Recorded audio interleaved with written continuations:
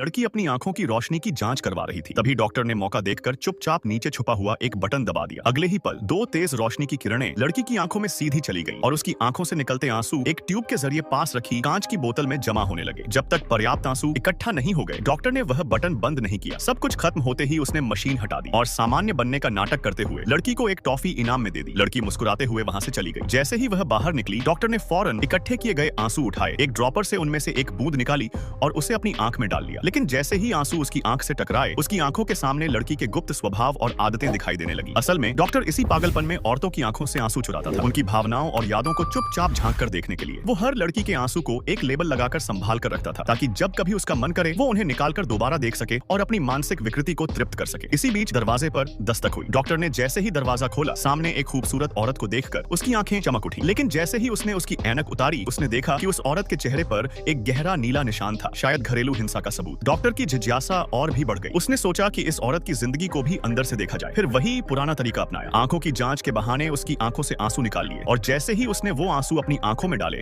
अगले ही पल जो दृश्य उसकी आंखों के सामने आया, उसने उसका खून खौला दिया। उसका ब्लड प्रेशर एकदम से आसमान छू गया। अगर आपको ये मशीन मिले तो आप क्या करेंगे? कमेंट में जरूर बताएं और ऐसी ही वीडियोस के लिए हमारे चैनल को सब्सक्राइब करना ना भूलें।